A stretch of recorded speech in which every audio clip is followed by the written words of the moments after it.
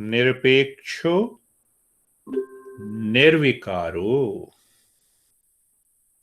Nirbharah Shitalashayaha. This one? Yes. Agad buddhir shubdo bhavachin matra vasana.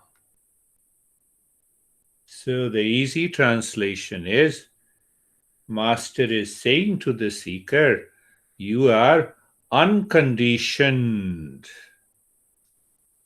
You are changeless. You are formless. You are immovable. You are only awareness.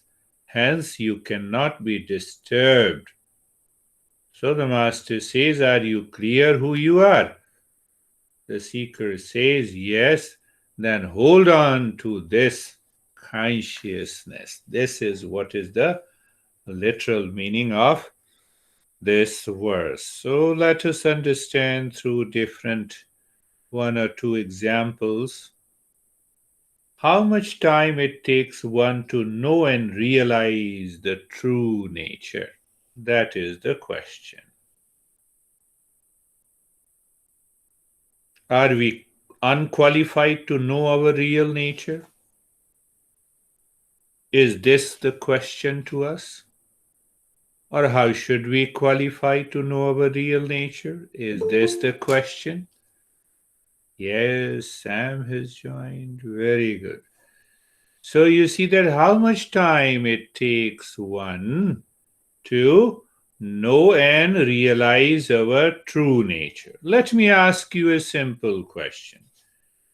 You have dogs in your house and they can attack. So what signboard you put before your house? Beware of dogs. Now you are coming from outside to your home. You also read that sign. Do you stop? You don't stop. It is your house. You enter simply inside the house. You know everything. That is the nature of our real self. It is my nature. It is me. Nothing to be aware of. That is the qualification. Do I have the intense aspiration to know my real self? So, how much time it takes? No time. So then what is preventing me to know my real nature? And it is the wrong notion in the mind. What is that wrong notion?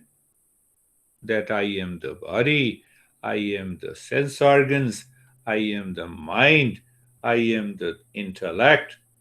We don't need IQ to know our real nature. Same example, beware of dogs. IQ cannot be a qualification to discover our real nature. Let us go a little deeper. He says, you are unconditioned, immutable, nirpeksho nirakaro, nirbharah, shitalasaya. That you, your real nature.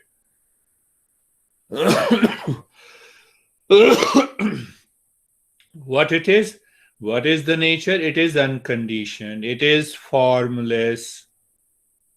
Nirbhara, it is immutable.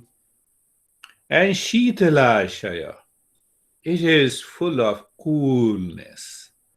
Anger, anxiety, duality, conflict enters into the mind, but it cannot touch our real nature. This is what is the meaning. Agada buddhir.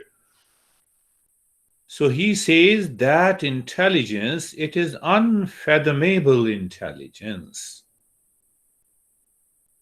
Desire consciousness alone, holding on to the consciousness alone, the knower alone, is the way to succeed in meditation. What is the impurity?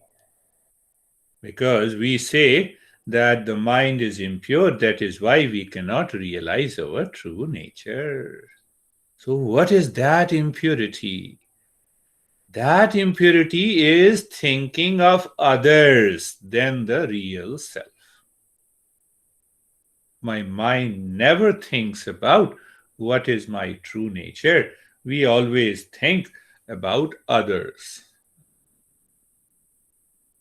But due to the illusion, we claim this body is me and mine, but this body belongs to others. This body consists of the matter. Sense organs are not me and mine. Breath is not me and mine. Intellect and ego is not me and mine. I am the real self. So, what the master is saying, he uses a symbolic expression in this verse. He says, Chinmatravasana. Let me hold on to the consciousness behind, sitting behind the mind, sense organ, body, and this world. The moment we are holding on to that consciousness in our thought, in our awareness, we are in the state of meditation. We don't need to practice. How long mind should be pure? When the mind will be pure? It can happen in a moment. There is no time. The moment I say my real self, and that real self is a pure consciousness, and what is that pure consciousness? Brings the first person experience. Little, not very difficult, but little typical language to understand. When I say I know you, first thing is sure that I am a conscious being, then only I can know you. So we hold on to that consciousness, leave I and you. So behind that I and you, there is a pure consciousness that is my nature. Going back to again one more thing. When the mind becomes impure, when mind claims and working for the objects as me and mine, knowing real self, it does not mean that you are not performing your duty and responsibilities in the material world. But you are aware that which is not me when the mind runs after it. So on Mondays and Thursdays, our journey is how to purify that mind, how to understand the different layers of the impurities in order to reach to the real self. So here the master is saying it's a different approach. Here the master is saying the moment I become aware of that consciousness which goes through the mind, creates I, my, me, mine, world outside. Hold on to that consciousness, and when you hold on to that consciousness, you are already there. We need to do practice. We need not to do any practice. So what happens? A layman listens to this and he says, no, I need not to do any practice. What happens to him or her? He builds an ego sense. It is the same mind that creates an ego sense which says, no, this beard guy says I have to do nothing, so I have to do nothing. I remain lethargic. I seldom think about the real self, and I fall back into the impurities that causes suffering. It is in between it. Have you seen the pendulum? you push it at one corner and leave it. So it moves to the pleasure, and then pleasure moves to the pain. Pain moves to the pleasure. Pain. What the master is saying, hold on to the consciousness in the middle. Neither this nor that. Neither this nor that. This is also impurity, and that is also impurity. This is what happens when we say, oh, you need not to do anything. You are pure. Then when I'm already pure consciousness, then why should I do it? That is not the problem. Problem is, do you recognize it? Do you know it? Do you live in it? Do you think, live, and work with reference to the pure consciousness or not is the question. We work with reference to our ego, our preferences, our desires, our clinging. So when I work with my clinging and bondage, it causes the impurity in the mind first, followed by the problem and the suffering.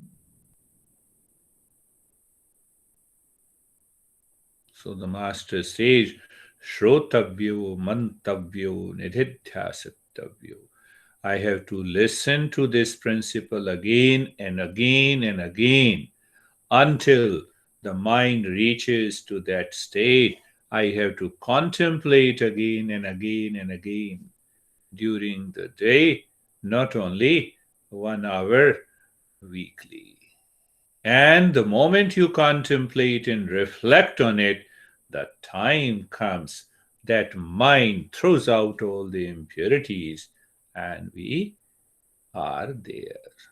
So he goes beyond all the practices. He says, understanding, knowing it, throwing out the wrong notion created in the mind, and see from the other point of view. We talk of permanent happiness. For how long we are seeking happiness?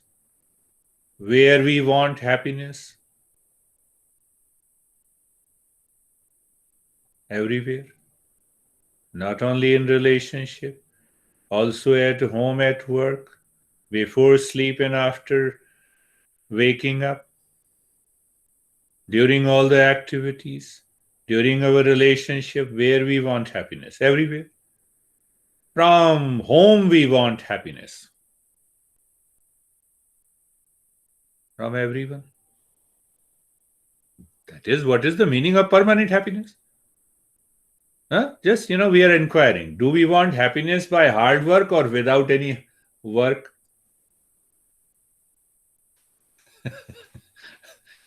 So you may have different answer. Do we want happiness by hard work or without any work natural? Do we want happiness that we should know or do not know? Do we want happiness always near us or too far? Do we want happiness forever? So, when you answer all these questions, then what is the common element? Find out. The common element is I, and that I is my real nature. And that real nature is full of continuity of happiness. Because if I'm not present here, how can I be happy?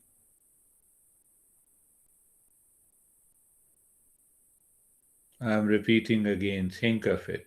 For how long we are seeking happiness? No time, forever. But if I'm not present, how can I be happy? And who is this present? This is consciousness. This is not the body. The body will not remain forever. Where we want happiness? Everywhere. Everywhere. Okay, minus I. Nothing is left. From whom we want happiness? From everyone. So where lies that happiness? If I'm not there, I am present, but that I is not ego. That I is the pure self. Holding on to that seer and the knower in me leads us to happiness. So it means now see the happiness. Happiness all the time, everywhere, without any invitation. I should know happiness from everyone, and that is my real nature. What is preventing me not to realize that happiness is ignorance. Last point, pay attention to it. I want happiness all the time means what? All the time means what? It is beyond time. That is why all the time. At every place. What is the meaning of this?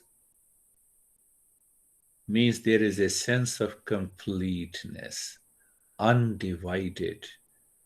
That is the meaning, that at every place. If it is complete, that is what we are covering step by step on Mondays and Thursdays. From everyone. What does that mean? It is total. That is the meaning of that I am seeking happiness from everyone. It is total, natural, self-directed, self-revealing. And that is our real self, and that is pure consciousness. This is what Master says: you are unconditioned, changeless, formless, and immovable.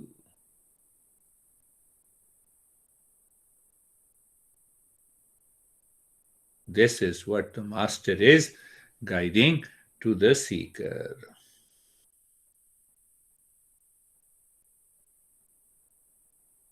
Question is, are we a seeker? So when we are a seeker, we become one-pointed. When we are a seeker, we filter out what is not me. When we are a seeker, we move with awareness in all our thought, speech, and action. With that awareness, this thought is not, this thought pertains to others, this thought pertains to me. The moment we are living into that awareness, we are in the state of meditation.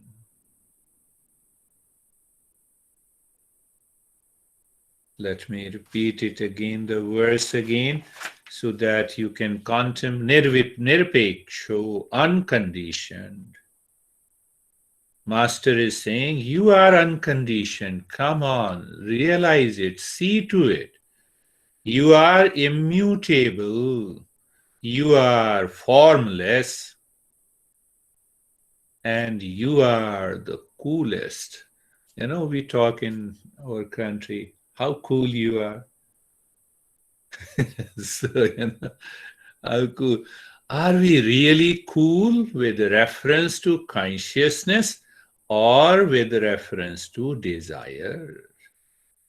See that how, he understood the meaning of cool more than 3,000 years ago. Now we are using how cool you are. Ask yourself, am I cool? Forget about others. Unfathomable intelligence and undisturbed. Hold on to that consciousness. That will take you to awakening. That will take you to realization. That will help you to realize your true nature. And one thing is sure, the moment we awaken to our real self, it is irreversible process. It cannot be reversed. So ask yourself, can that be reversed? It means you are not there yet. You may claim you have understood, you are not there yet. While sleeping, before going to sleep, after you wake up, in all the activities, in every thought, speech, and action, that you are aware that knower is behind working, unattached, formless. That is what meditation is. So let us start our journey of meditation.